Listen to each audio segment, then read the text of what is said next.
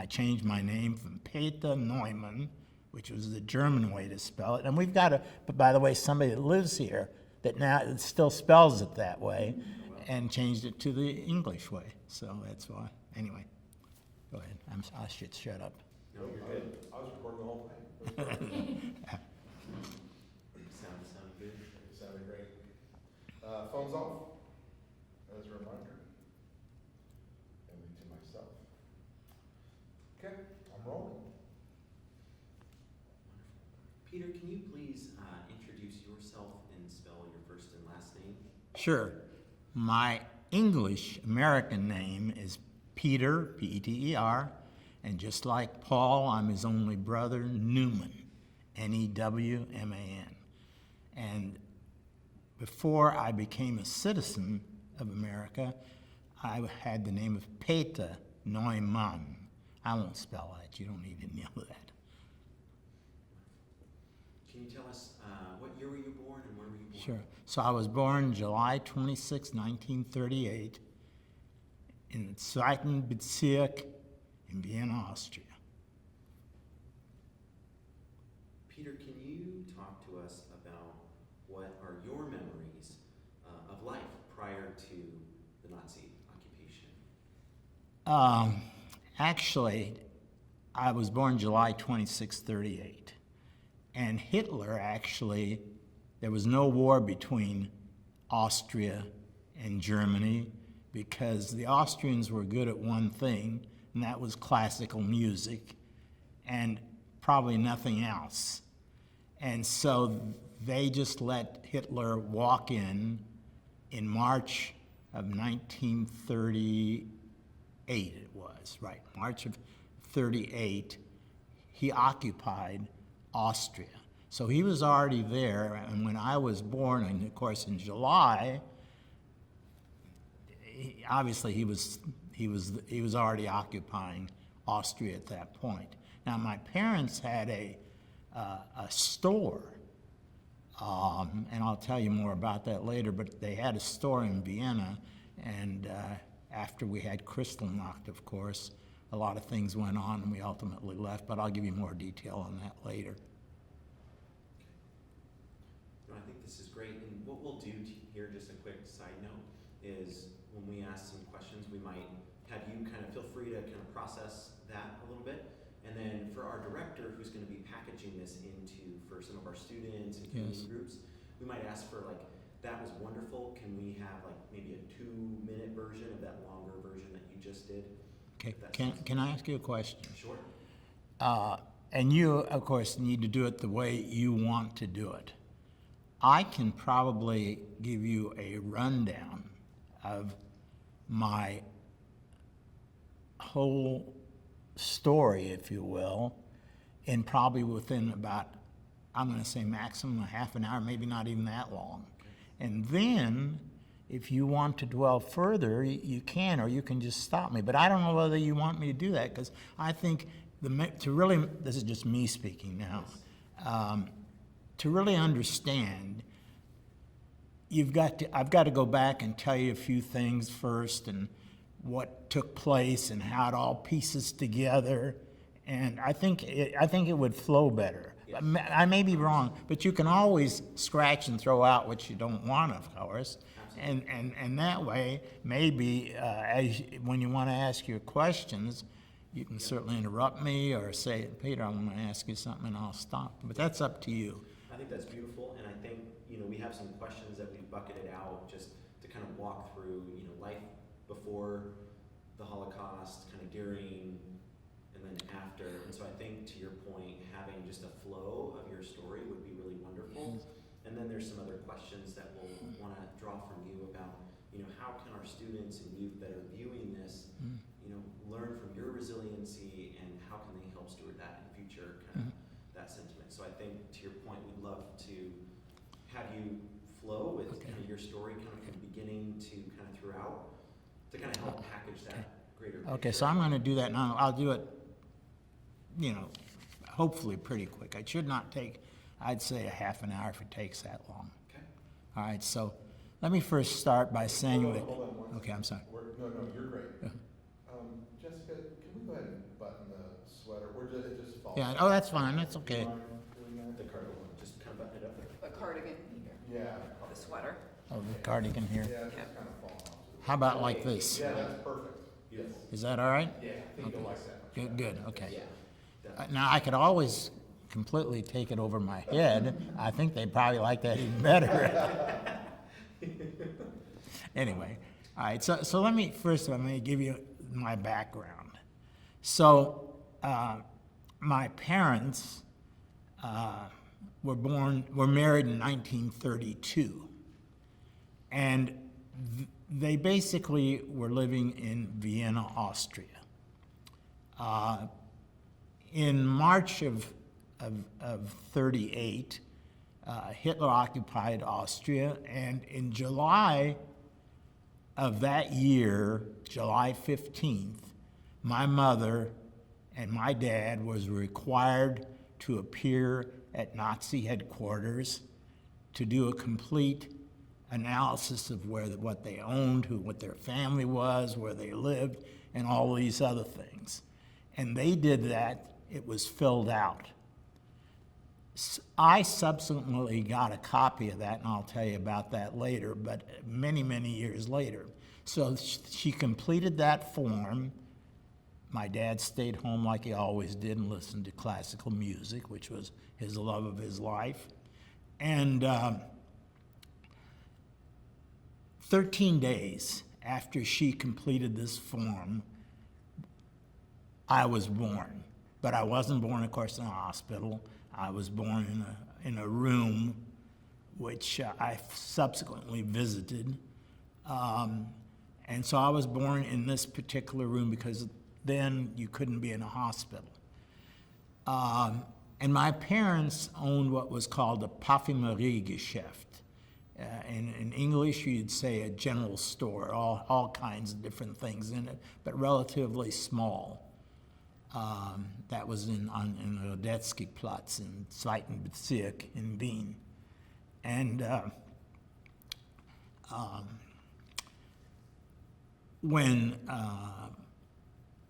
the Kristallnacht came around, which was in like November. Oh, sorry. Didn't realize I had my phone on. Of course, who is it? My son. Okay, let me get rid of this. Okay, excuse me. So Kristallnacht was November 9th of 38, and I was born July 26, 38. Well, when Kristallnacht took place, of course, as we all know, everything was burned down, including my father's Parfümeriegeschäft. At that point, he and my mother still wanted to stay in Vienna, because obviously they grew up there and all the other reasons that people like to stay in, perhaps in the communities in which they were raised. But it became apparent that they needed to do something else. Now, I want to mention one thing here, and that's, I want to move away for just a second because I wanted to kind of do this in date order. In 1939, May of 39, we all know the ship St. Louis, right? In May of 39, the ship St. Louis left Hamburg, Germany, to come to Havana. They arrived in Havana and then requested permission to come to the United States, and they were not given permission. Now, I'm telling you this because that greatly affects my story as well. They were disallowed. They had to go back. They ended up in Belgium. And I tell you this because this, like I say, affects my story at the end, as you'll see. So my parents finally decided that they needed to leave Vienna. And I'll tell you, it was very difficult during that time when Hitler was there. You tried your best not to let anybody know you were Jewish. Thank goodness I did not have a Jewish name. Peter is, as you know, as we all know, is not a Jewish name. Newman is certainly not it's not a Jewish name. And I think that really, to be honest with you, helped us. But in any respect, my parents finally decided that they needed to leave Vienna. And they decided that in about April of 1940. And my dad, being a music lover, wanted to be where there was still some faintness of good music. And they ultimately decided to go roughly, 300 miles or so to Zagreb, which back then Zagreb was a part of Yugoslavia. It's now part of Croatia. So my parents, and it took them about 200, maybe 300 miles or so from Vienna to Zagreb. It took them well over 3 months to make that journey. And it was truly a journey. It was not a trip. You couldn't go on a train. They had to work their way through the fields and whatever, dragging me with them. And they finally did get to Zagreb. They rented an apartment, a very nice apartment, I might add, in Zagreb, and they kind of settled in. But it became apparent, certainly, that Hitler was going to go into Yugoslavia as well, which he did do. So Hitler went into Yugoslavia about 1 year after we had moved in. Remember I said we'd moved in April of 40? Hitler came into Yugoslavia in about April of 41. And when he came into Zagreb, my parents said, nope, we got to move on if we're gonna make this. So where'd they go? And it was a very difficult choice. Number one, it was all a question of luck. In fact, that's my whole life story, is luck. And frankly, I should have, when I got my citizenship papers, I should have put Peter Lucky Newman, because I've been very lucky. But make a long story short, they decided to go into Italy. We didn't go very far into Italy, and right away we were caught by the fascists. And at that point then, we were sent to a concentration camp. And when I use the word concentration camp, it's not going to be like the ones you've normally been told about or you frequently hear about. This was called Ferramonte. It was in the southern part of Italy, about 100 miles or so south of Naples. And we went into the camp on July 13th of 41. That's when we were put into this camp. Now, this was a camp with barbed wire fence around it. But it was the only camp that was a protectorate of the Vatican. I actually have a picture of myself and other kids in the camp with a priest in the camp. In the camp. So nobody got killed on purpose. It's not the things that we normally think of when we think of concentration camps. We were very lucky. The fascists were a different sort, if you will, than the Germans and the Nazis at that point in time in our history. And they would even let us out of the camp from time to time. We had facilities, not that they were great, but they were certainly better probably than any true concentration camp. So they basically let us live. They did give us some food. We did have barracks to stay in. Every once in a while, they would let you out of the camp, and there was a river that ran right by there where they would let you go in and swim or clean up or whatever. And so it was a very, very, there is no such thing as good, right, in some things in life. But if it comes to concentration camp, this has had to have been one of the better ones for sure. And so as far as I know, and I can't tell you this for sure, I never heard of anybody getting killed, and we lived, I wouldn't say it was a good life. It was certainly not a good life, but it was a life where we didn't have to worry about, are we going to get shot the next day? Is a train going to take us someplace? Are the Nazis going to come in and kill us? Because they weren't involved with this. Was the fascists under Mussolini, and so they didn't do that. So when the American troops finally pushed up through Italy, and that would have been in about 43 or so, yeah, in August of 43, the American troops pushed up through Italy, freed this concentration camp, and by the way, this concentration camp had about 4,500 refugees, most of which were Jews. So then, of course, the question becomes, where do you go? I mean, we're free. They said, you can go wherever you want to go but we didn't know where to go.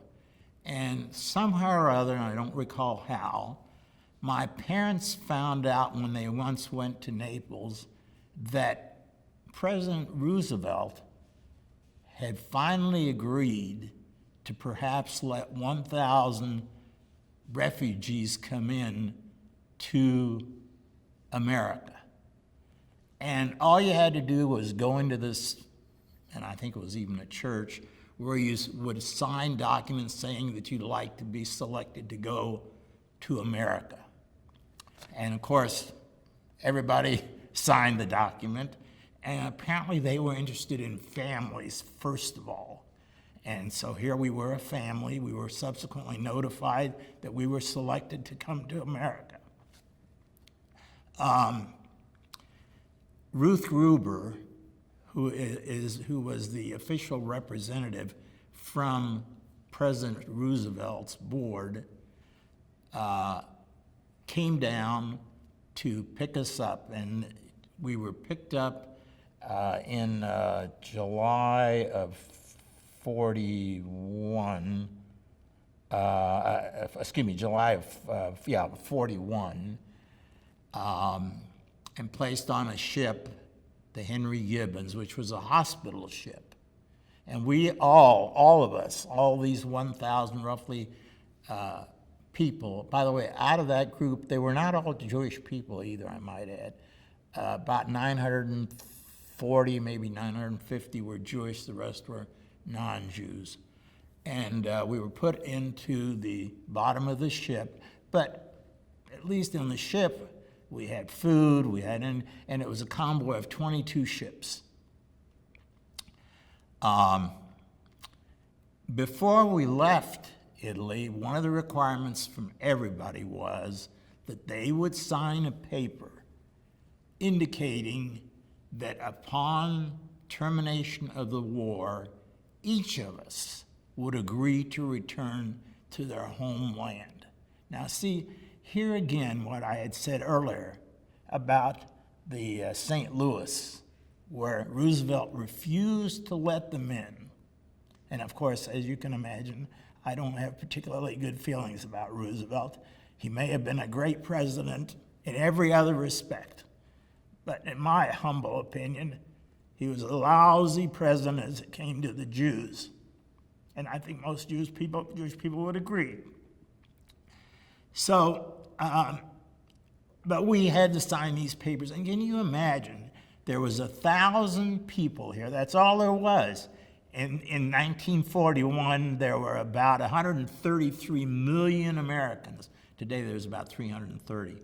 So, but back then, there was 130 million Americans. We were a drop in nothing, about 0.3% of the entire American population. But in any case, we still had to sign these documents, and the intent of Roosevelt was that we would, in fact, return back to our native countries. So we took this Henry Gibbons ship, and it was, like I said, a convoy of about 22 ships. And as we were crossing the ocean, especially at the Rock of Gibraltar, there was all kinds of bombings and strafings going on, an attempt to down these ships. Understand, a lot of these ships were military ships, and we were the only really, truly hospital ship. That was its only function. The Henry Gibbons was a hospital ship. That was its only function. So we left Fairmont on August of 43. So we were there in Fairmonte. We were a total of roughly 26 months. We were in this, quote, concentration camp, end quote, about 2 years and a couple of months. But so they agreed and said, okay, we'll take you. They sent us over, and we arrived in America. And my birthday, you know, as I told you, is July 26th.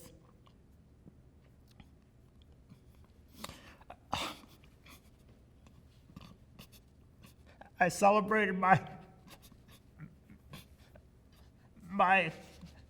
7th birthday on July 26th of 43. The ship actually went by the Statue of Liberty. Everybody rushed over. Of course, it didn't mean much to me. I was a baby, a kid. But I do remember how we all rushed over to the side of the ship and said, well, we've arrived. But we were very much amazed. The ship, we did not go through Ellis Island like most people did before they came to America. We were dropped off and we boarded a train, and we were taken to Oswego, New York. Oswego, New York is on the waterfront there. It's about 40 miles north of Syracuse, New York, and about 100 or 120 miles roughly north of Buffalo. We came with the train. It was in the night, maybe early morning, and the train pulls up, and we look out. What do we see? Barbed wire. And I don't remember it very well because I was very little, but my parents have told me how dismayed we were that here we just left living behind barbed wire, and here we come to America, and where are we? Behind barbed wire again. And that's exactly what it was, because we occupied an army camp, which is no longer, it was decommissioned already, because the war was coming to a close here at that point. And so all these people got off the train, went into this camp. I might say it was like living in heaven. And the barracks weren't particularly good. We froze our tukuses off. It was really cold in the wintertime there because they were army barracks, but we again reestablished ourselves. We built a synagogue there. We had services there. And we were not initially allowed to go outside. Now, there was a number of things that were written concerning this entry of these people. For example, there was a big spread in Life magazine. It must have been at least a 7-page article on the first, and I have a copy of that, by the way. I still have it. That discussed this group of 1,000 people that had been permitted to come to America.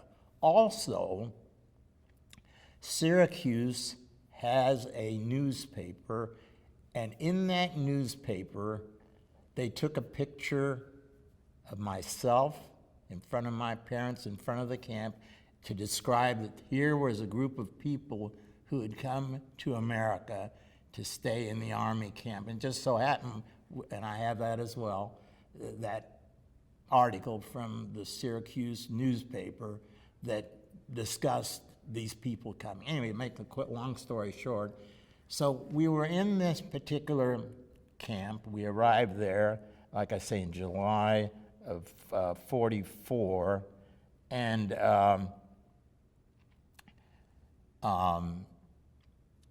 the war ended, of course, in 45, but they couldn't, and by the way, during our time we were there, things did get better.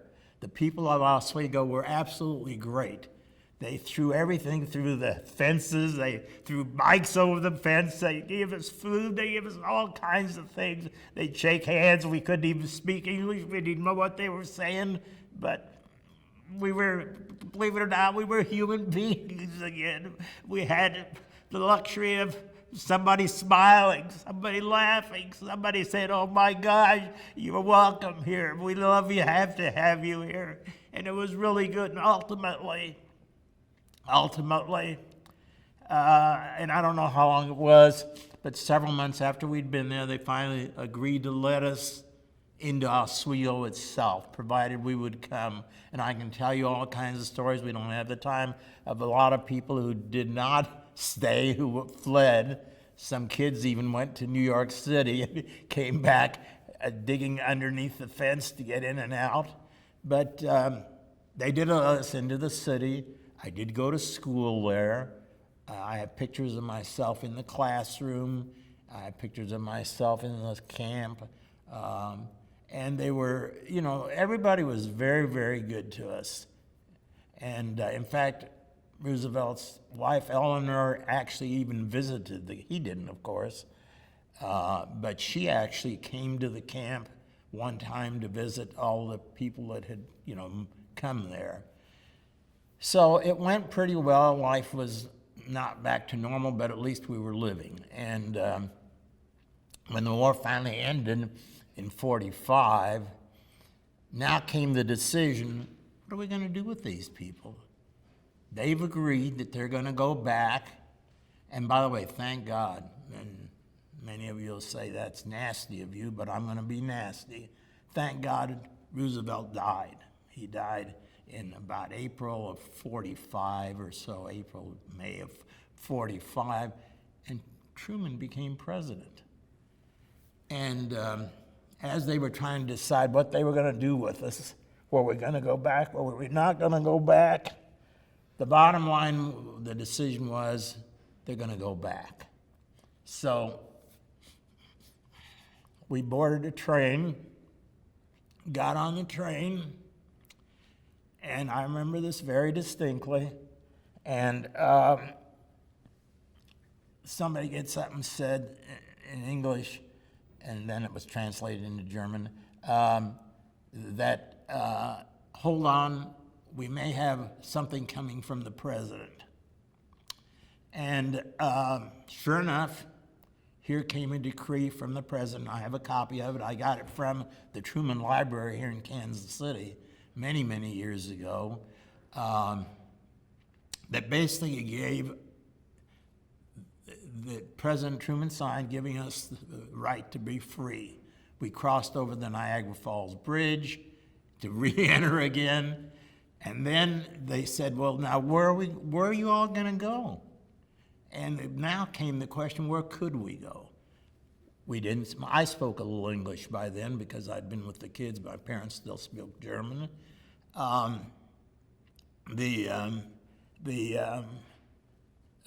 So they asked my parents in German, where would you like to live? And my parents had absolutely no idea of the United States or anything about it. Some people who were in the camp at least had some understanding of a little bit about the United States. But in any case, so my parents basically just told them that, that we'd like to live in a moderately warm climate. And they came back to us and said, we're sending you to Kansas City. So Dad said, fine. Mother said, fine. We were in the United States. We didn't care where we were. But as my parents went back and started talking to some of the other people there that were with us, the other individuals, several of them said, you don't want to go to Kansas City. You see, they still had an old concept, this is a cowboy town, you'll never like it, you'll need guns. You know the concept when somebody says, especially back then, not knowing the United States, about. Anyway, make a long story short, they said, okay, we'll send you to Kansas City. I still have the itinerary, but my dad wrote down. I also have the list of the things they gave us. I have a list of the clothes that they gave us and a few dollars, and that's what we left with. It took us about, 5 or 6 days to go from Oswego, New York to Kansas City. We arrived here in 46, January 22nd of 46, By the way, we actually stayed in this in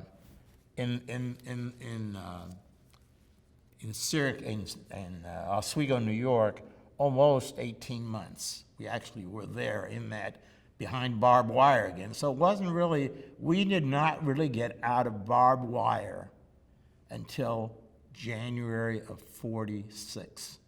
And then we came to Kansas City. Of course, we had all kinds of help here. The Jewish organizations helped us. They gave us a place to live. They gave us a place to eat. I mean, we were humans, even more in the real, true sense of the word. So it gave us the chance to live life. And so what I said at the outset, we were very lucky. We were lucky that Truman became president, because I feel very strongly, and others may disagree with me who were there, I feel very strongly if Roosevelt had been president, we'd have gone back.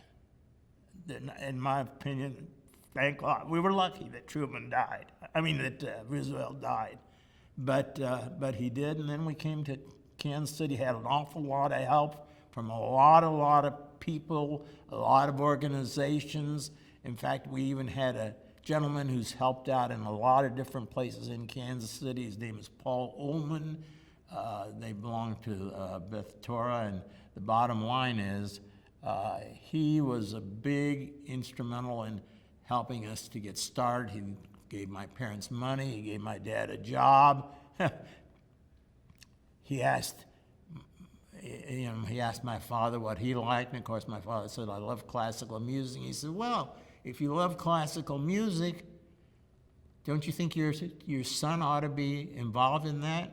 And my dad said, okay. And he said, well, I'm going to buy him a violin. So he bought me a violin. I played, I played the violin. I was tortured, I should say, with the violin, because I was a terrible violinist. I always had the last seat in every orchestra I ever played for. And when I graduated from high school, Southeastern Kansas City, that was my graduation gift. I no longer had to play the violin, which was a better gift than the diploma. But anyway, so that's kind of the story about how we got here. Just summarize quickly. No, this is great. Thank you so much Sure. for sharing. Yeah, and I've got all kinds of pictures. I mean, I can show them to you because I've got them right here. I mean, they're smaller versions of what is in that thing. But yes, I can show you, for example, this is the picture right here of me right here in the concentration camp. This was the actual concentration camp. I mean, I have all kinds, and this is my visa that allowed me to live here in America. And I've got a picture here of this is remember I told you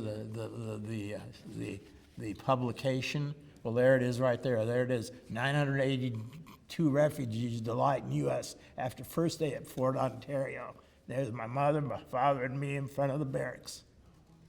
And then I've got the pictures. I mean, my dad was really good about keeping records and I ultimately have been back to Vienna at least 6 or 7 times. I used to do financial planning cruises for 5 different cruise lines in the country, and so I actually ended up being back there. But my parents were real good about. In fact, here's another picture, and you'll see in this one. There's the priest in the concentration camp, and my parents are there.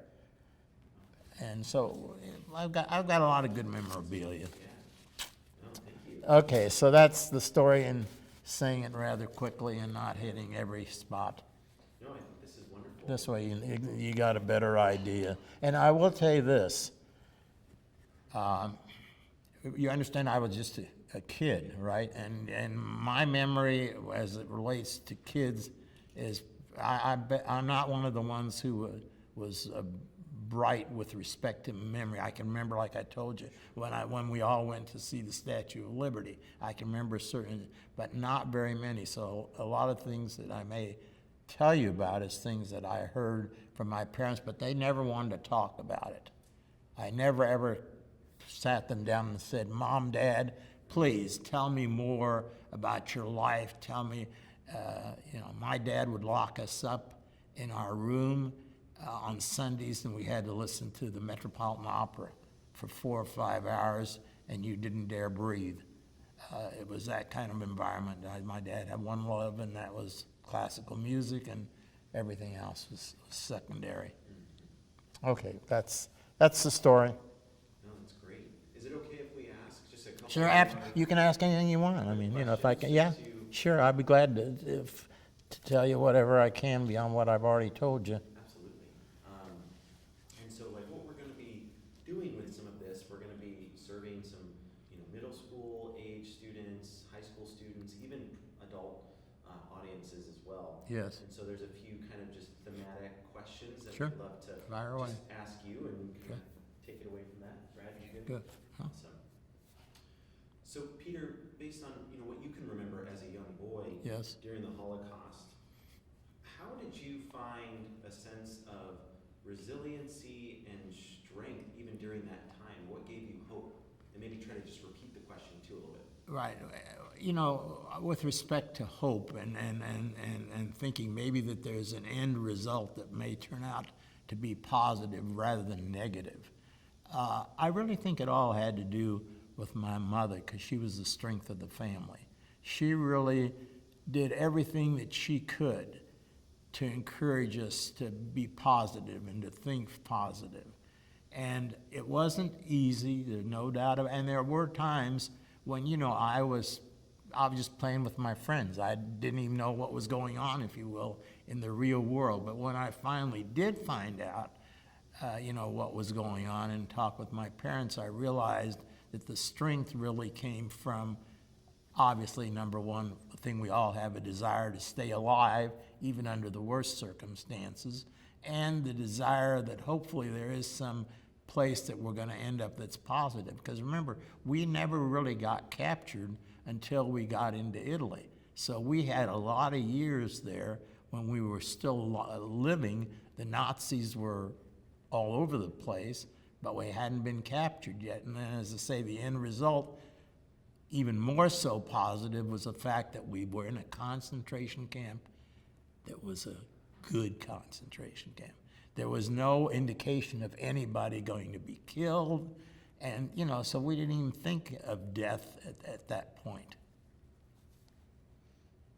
Thank you. Do you happen to remember, based on what you were talking about with your parents, about the time in Yugoslavia, were there any examples of anti-Semitism that were happening that you recall, and kind of what? No, not really.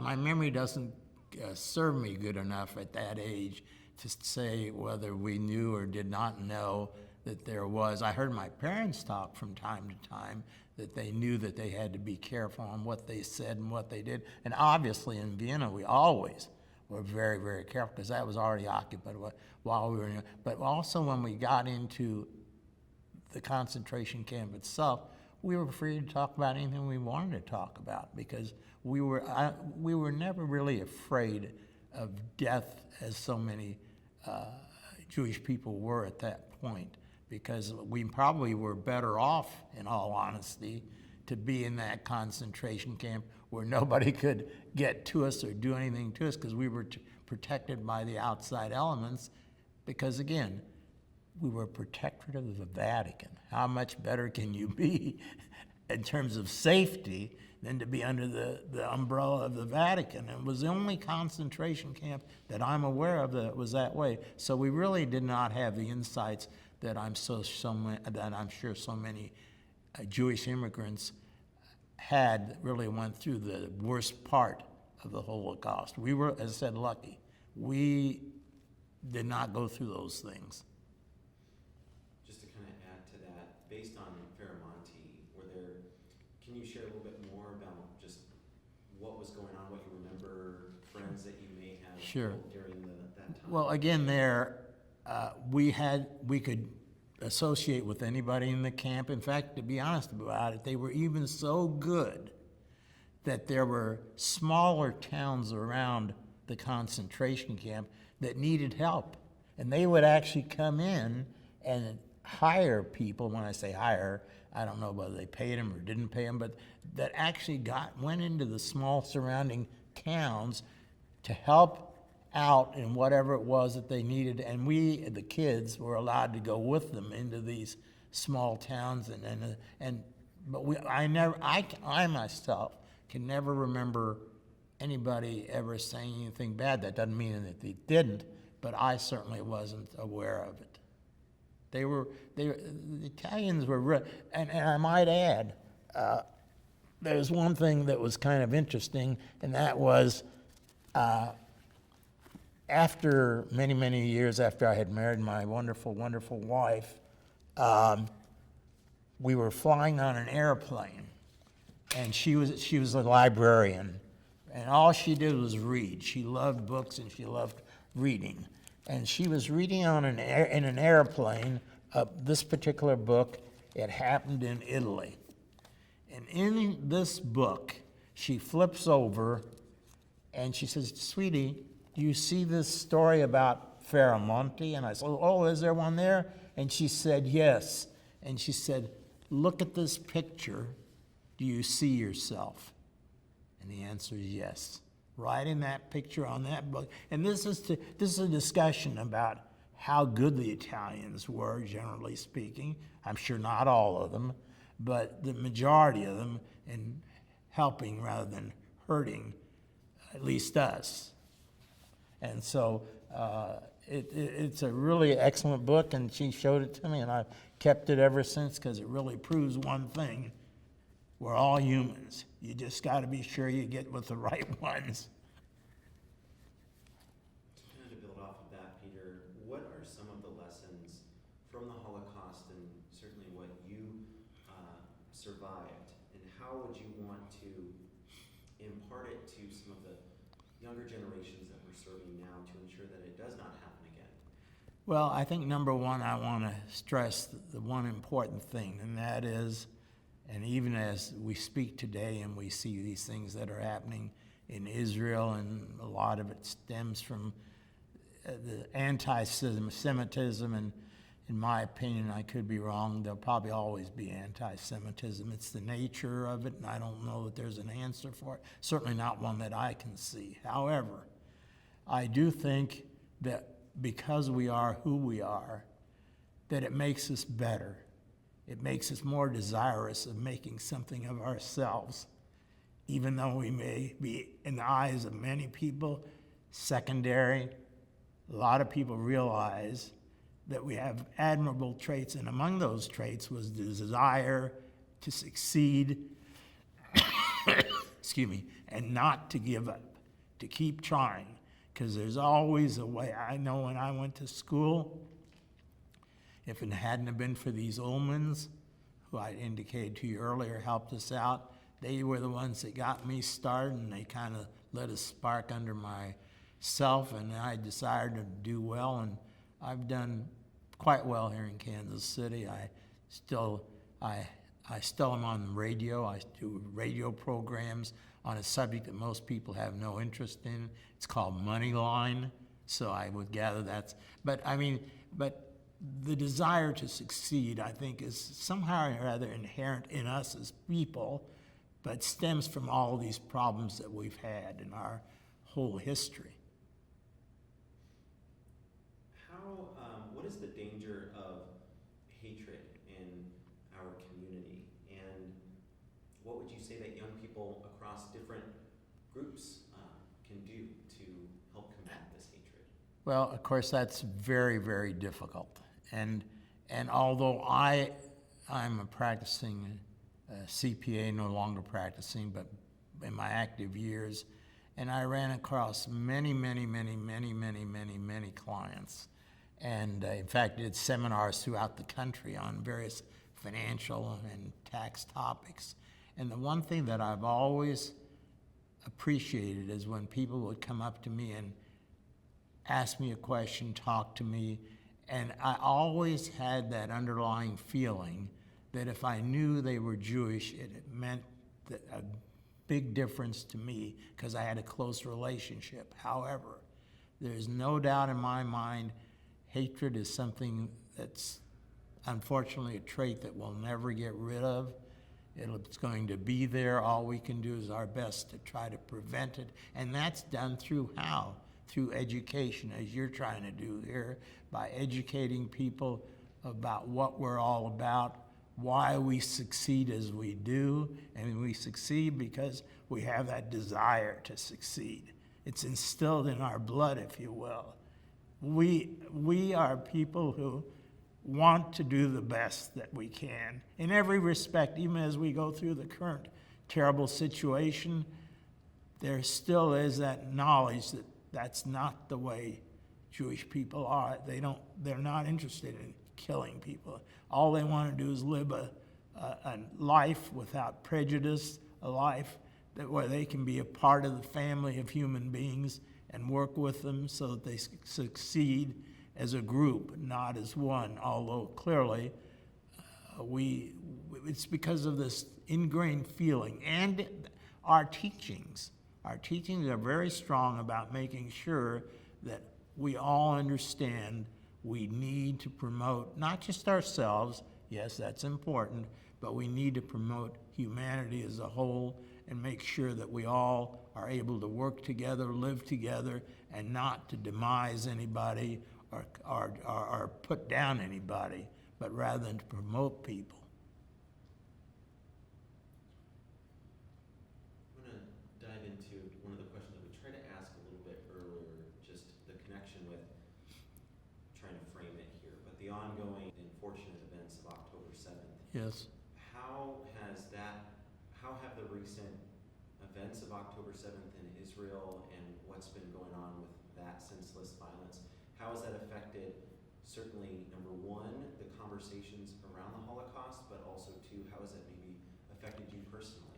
Well, I can tell you, it's made me cry an awful lot because I know what's happened to us, and there's only, just like we had to get rid of Hitler. There was no question about it, even though the Americans waited and waited, similar to what is even happening now. There's only one way to get this done, and that's to try to educate, number one. But if you can't educate, you've got to try to do something to make it work. And this is the difficult position that Biden and the rest of the group has in trying to make this done the right way. And certainly on the surface, from the Jewish point of view, we know what we're doing is right, but everybody else looks at it much the opposite, as if we're trying to accomplish something. And what are we trying to accomplish? Just one thing. Leave us alone, guys. Let us live. You live the way you want. Let us live the way we want. But for goodness sake, let us live in peace. Let's not do this constant killing. And that's exactly what the Nazis did. And look how long it took to get rid of the Nazis. It took forever. But the underlying factor is, and I believe this strongly, and I know my parents do, and that is, I will always feel that part of the reason that people sometimes think about us the way they do is because they know we have an inherent desire to succeed and to be successful, even though we are a minority and will always, of course, be a minority. There's never any question about that. And of course, it was affected by about 6 or 7 million people during the Second World War. But the bottom line is that we also, I think, understand better. When somebody would come in and tell me they've got a problem, I want to try to help if I can possibly help, whether that be financially or morally or ethically. I think it's critical that we try, and unfortunately we can talk as much as we want. That'll never happen as long as this world is the way it is. It just, I hate to say that. I just am not real happy because I thought we'd gotten rid of this in the 40s, 1940, and here we are again, and this won't be the last of it either. But all you can do is the best you can do and hope it's successful. and you can't do more than that. So what could be a message for you to tell some of the students that we're going to be engaging with this? What role do they have to play in preventing these types of acts of violence and preventing another Holocaust from? Well, I think that all relates to being brought up correctly in the first place. Let's be honest. The way we are is not all self-developed, right? It's developed by the people, our parents, number one, who try to do a good job of training us and making us better, but also to interact with one another more. And that is very important, because in order to really understand whether it's a wife that you're going to marry or a spouse you're going to marry, you have to interact, you have to get to know them, you have to understand them. And we all have different backgrounds, we all have different understandings, but the key is trying to learn each other and what each other's thoughts and ideas are, and can we not possibly mesh the two together to make it work. And I think part of the problem here is, and I still think this very much, and that was in my day, when I was a youngster, I always tell my kids, I lived in the best time of anybody. During these years, it's going to even be more difficult, but the reason is because we become so automated and so many things influence us that maybe shouldn't influence television, et cetera, et cetera. These are the things that are very hard to overcome to make people fully understand how it is that we can all live, not just Jewish people and religious people, but people from different ethnic backgrounds, people who live in different parts of the world. Sure, the people that live in South America have a completely different lifestyle than we do. The people in Africa have a different, but we all have one thing in common, that is we want to live and try. And the key question is, do we also want to become successful, and do we have the opportunity to do that? And that's where America stands out. I mean, I can guarantee you, if I'd have ended up even going back to Austria, who knows what would have happened. But I guarantee you, I would not have had the kind of life I've had here. Just no way. Because we have support. In America, we try to help one another. But we need to do it one-on-one and not let somebody else underwrite what we're all about. We need to attempt to make a success of ourselves and our relationship with others, but we got to be willing to try and to understand. I'm going to go back really quickly to when you got here to Kansas City. How did you and your family find that strength to ultimately recover, rebuild, and ultimately build a family here yourself? Well, I can tell you it was made very easy by the support, again, that we had, and that's the key. As I indicated to you, when we came to Kansas City, the Jewish Federation was there. They greeted us. In fact, the lady who met us is a good friend of one of the residents here in town. She knows her very well. So it was an attempt to, and right away, as soon as we came to Kansas City, we had this ability to have the Federation pick us up. They took us, I can't tell you, we couldn't believe it. They brought us to a home in a certain part of town, and we thought we were in a castle. I mean, it was unbelievable. I mean, how could anybody live with that? And these were just common people. They were not big, wealthy people. So we quickly learned that if you're willing to try to do something, you can achieve, but you got to be willing to try to achieve. And this has been the way all along. In other words, we've had support from all kinds of different people. I mentioned one of them, the Ullmans, who are in fact, the Ullmans even helped this particular village, Shalom, that I reside in now, to make it a go. In other words, we're willing to not just let people know how we feel and what our thoughts are, but we do it monetarily as well in an attempt to make the two gel together to end up with a functioning, group of people that can live and work together. And that's why I think that it's so critical that youngsters today understand they can make a better life for themselves, not just by being always worried about, gee, am I going to do this? Think about the fact that there's somebody else here. That person may have a problem. Maybe I can help that person by treating him right, by treating him the way it should be treated, the way I'd like to be treated. Can you tell us a little bit about the family that you built? Well, I told you I was very, very lucky. And I'll tell you some things about myself that I don't normally communicate to everybody. But even though I survived the Holocaust, I've had some major medical problems in my lifetime, big time problems. And the Lord was good to me.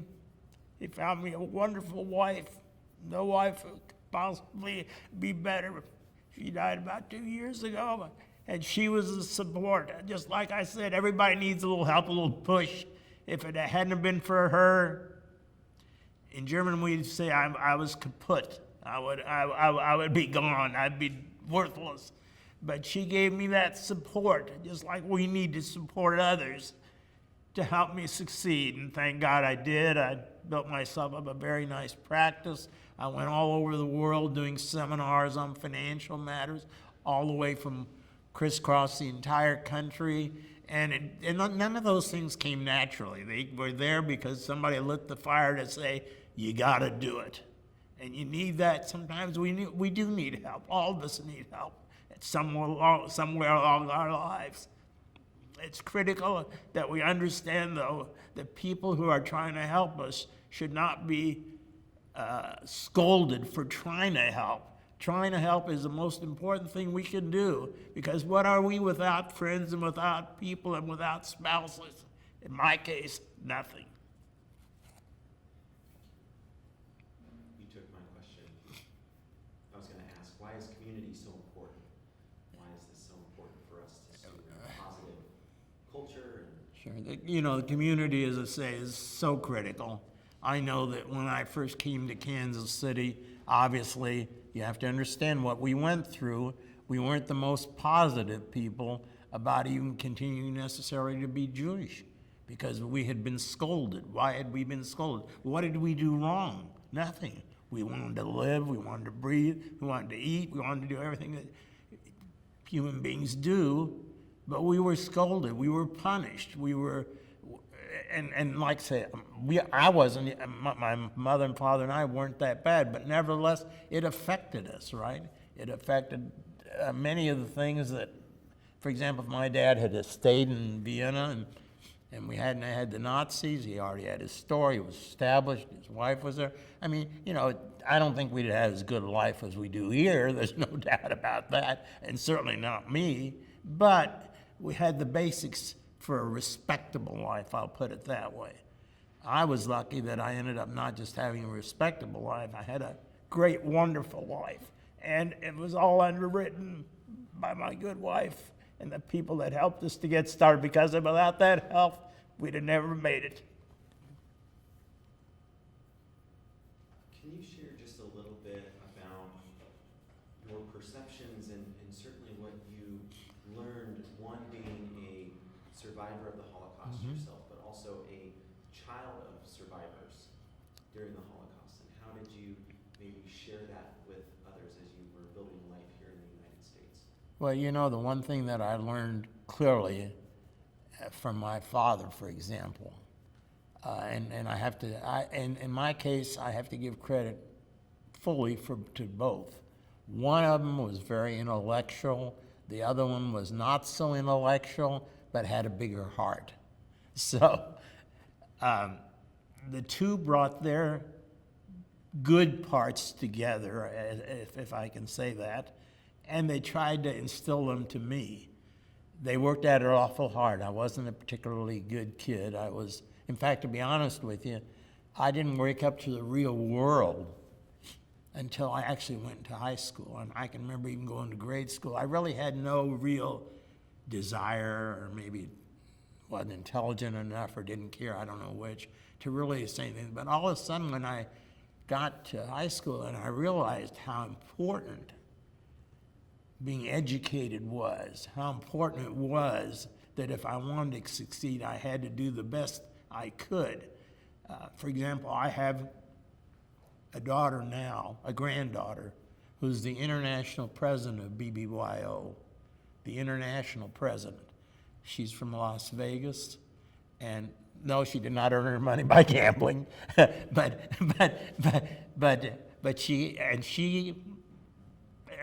I've got 3 granddaughters in Las Vegas who live in Las Vegas. The father is a pediatric dentist, and I've got a son who lives here who's assumed my practice and practices here. He has a son and a daughter, but they also have instilled in their kids the desire, the need to continue to do the things that are right. Now, they're religious people. They go to synagogues. They attend. They believe in faith, and probably even more so than I do, to be honest with you.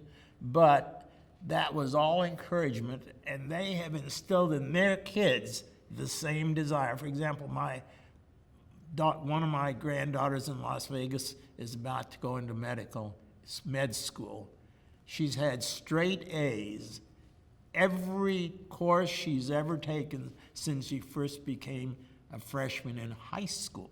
Never a grade above, but that's because she isn't any smarter than me or you or you or you. She just has that desire, the desire to succeed, and you gotta have the desire. If you don't have the desire, you'll never succeed. There's always a route to go, but you gotta be willing to do it and to work hard at doing it. You may feel like you're missing out on something, and you may. So you miss out on a football game, or you miss out on this, but you gotta be willing, because in the end, it pays dividends big time.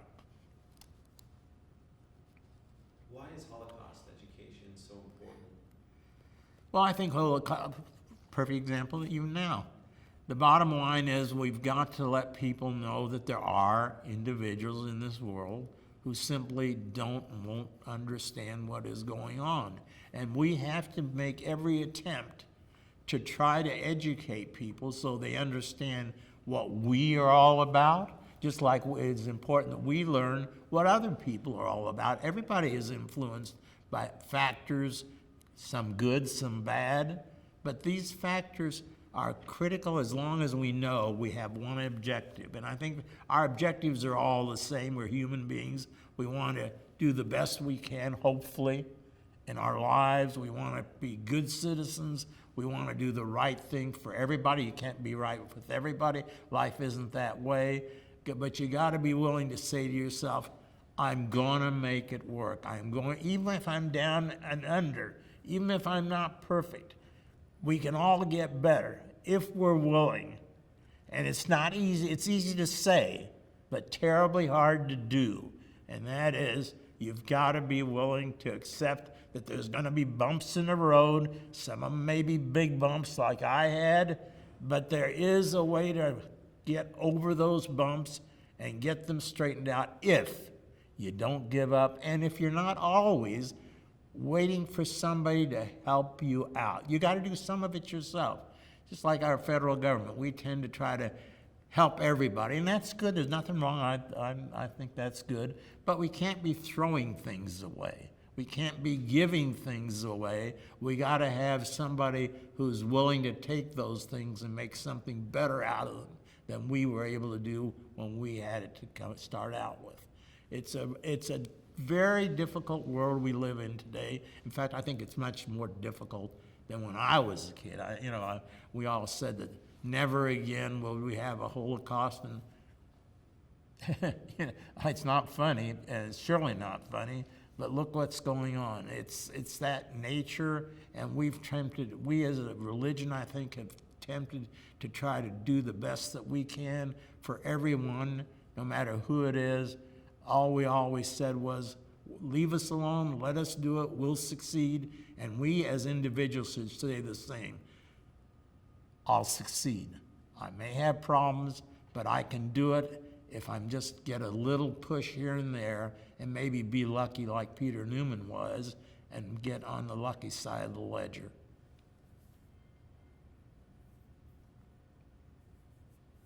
Thank you. I missed from his, A couple of history, just your personal history. Yes, I'd like us to grab. Yes, we'll stay looking. Yeah, keep looking at Jordan. Yeah. yes, Before your family left Austria, yes. did they experience anti-Semitism or help from the local non-Jewish community? Well, I will say that the religion was not a very important thing as far as Austrians are concerned. And I'm not saying this everywhere. I'm saying this any place. Are you with me? That there are certain areas where certain groups are stronger than others, and you need help. You need support. And we were never, I can tell you, my parents were never really religious people in the sense of the word, that they went to services all the time. They knew that their background was Jewish. I think they became even less Jewish after the Holocaust. But I do think that it is critical, and this was one of the things that was missing. Thank God we had support here. We had people who wanted us to be with them and to tell them, as you were doing here, the story about what happened and how it happened. And that got us involved in the community and got us involved with new friends. And though that's, again, what's so critical, is to know how to be friends with others and to help one another. Because if we don't all make it together, fighting together for the same cause, that we all have a fair life, a good life, a just life, then we won't succeed as a world. What did you learn after the war about what happened to your family that stayed in Austria? Good question. So what happened to my family? First of all, we never found anybody. We never could find, it isn't of course like it is today, right? It's a different world. But we only found one person, my father's sister, who did survive, and she ended up living in London, England. And she's the only person, and I can't even tell you how big the family was, because it wasn't a big family, that's for sure.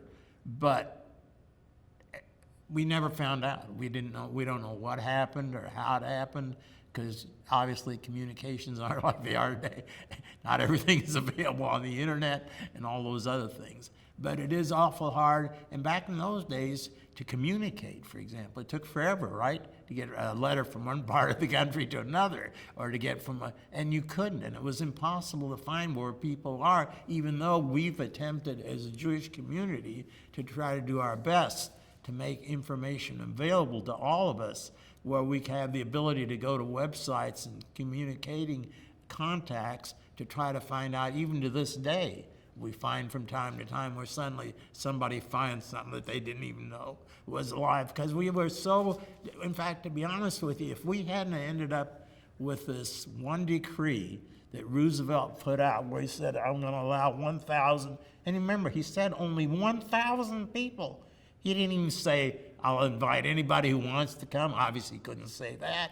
But he threw out a little branch, but it wasn't big enough to even twist because it was so small. And this is the problem that we have. We don't have the ability anymore to do what we should be doing to make this whole thing come together. And technology has affected us in some ways very nicely, like in medical areas and in ability to do things. But we have taken money and we've spent it, in my opinion, for things that are not really productive to mankind as a whole and as a group.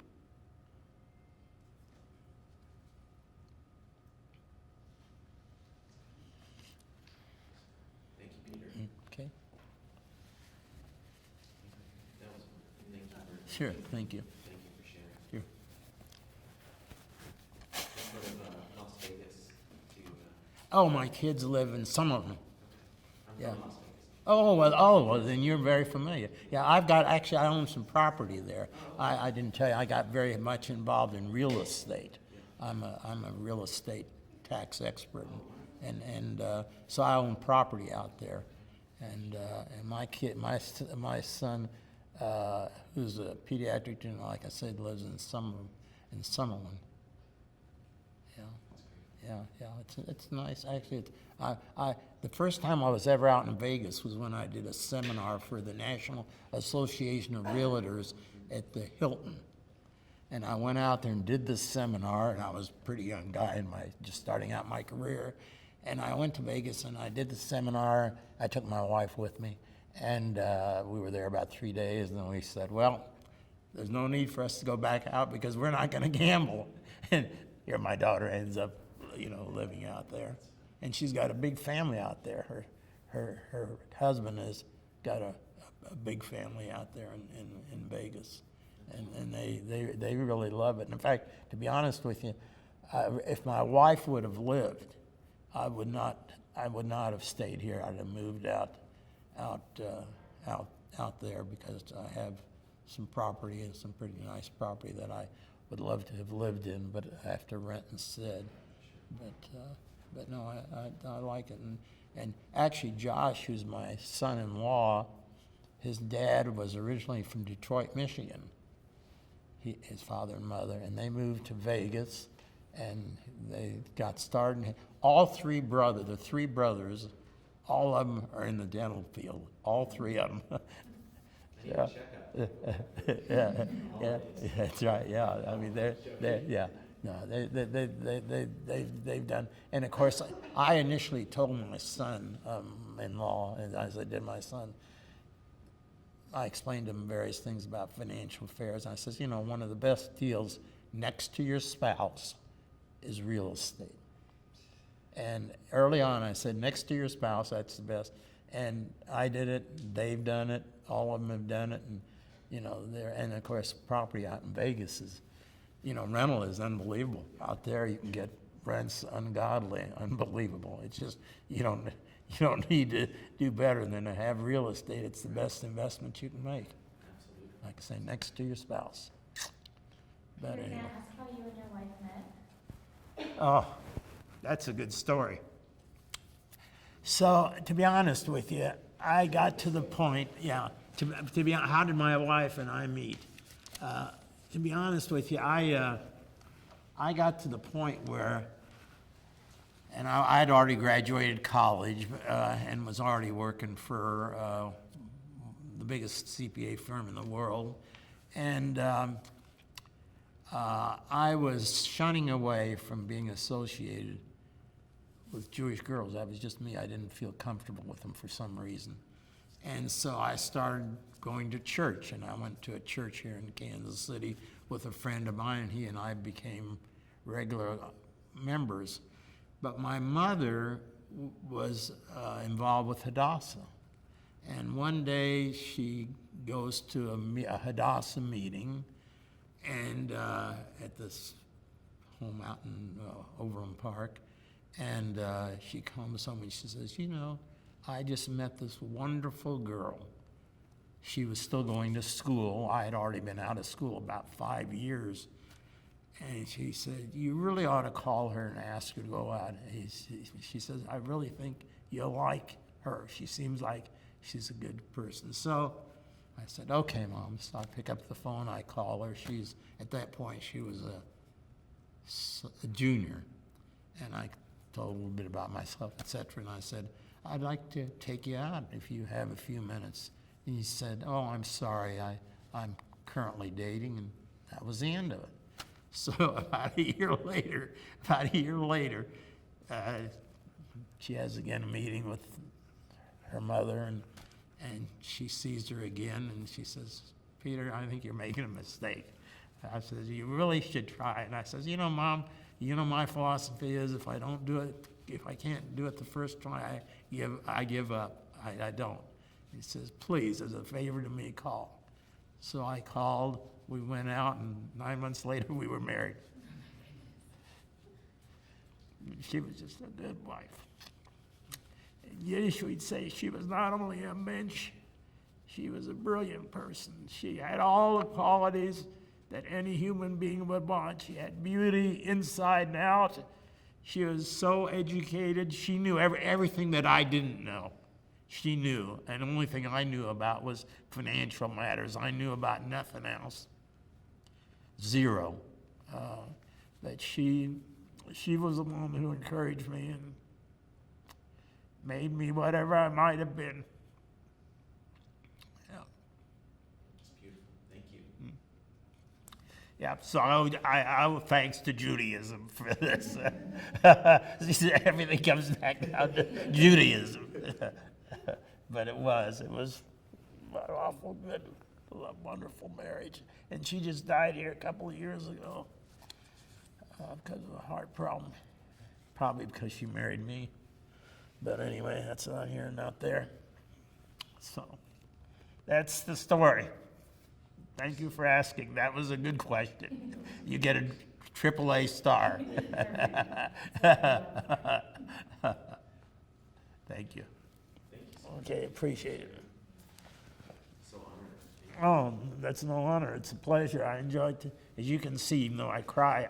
And I want to tell you something. I'm the world's biggest crier. I've told you that before. I never will forget. When my first to get married was my son. And we all got together for the wedding ceremony. And I said to everybody, I says, look, I'll try my best. They already knew me. I says, I'll try my best not to cry. I'll do my best because, you know, crying is kind of like a disease. It spreads sometimes automatically. And sure enough, we get up to the pulpit and we get ready to start and the rabbi opens his mouth and boom, I start in. The rest of it was nothing but a crying ceremony. But that's what it was. Yes. So anyway, be that as it may. Okay, so as I say in French, that's the ganze Geschichte, or in Yiddish. And by the way, I speak Yiddish. And in fact, not only do I speak Yiddish, I so frequently hear, because Yiddish is not spoken much anymore, as you well know, I can't find very many people anymore who either, you know, it's kind of a thing of the past, and not just like here, if you go to the South, you get a different accent. The verbiage is not exactly the same. Well, it's even worse when it comes to Yiddish because everybody's got his own little quirk, if you will, that makes the words sound a little bit different. Anyway, okay, I've cried enough. Thank you so much. Sure, thank you. You got the mic attached to you. Okay, fine. Well, that's all right. I'll just hang myself. No.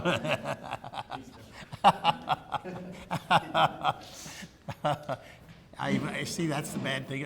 When I'm on the air, I'm always laughing and joking around about tax and tax matters. And one guy called up. He says, and this has been some time ago. He says, "Oh yeah, it's in there. You'll see it. It's got the." I downloaded it, so I put it back in here so Oh, you can okay. share All right. it Let's see. again. Yeah. So where? You know. Let's see, I saw it. Oh, yeah, right sorry, here. thank you. That way you can Yeah, bring thank- it to other folks Oh, yeah, again. fine. Oh, but you absolutely. got it. Yeah. Good. Thank you for that. Yeah. That's such You'll a- get some good pictures out of this. Really, you'll be amazed, if I say so myself, about all the interesting things that are on that flash drive. Yeah.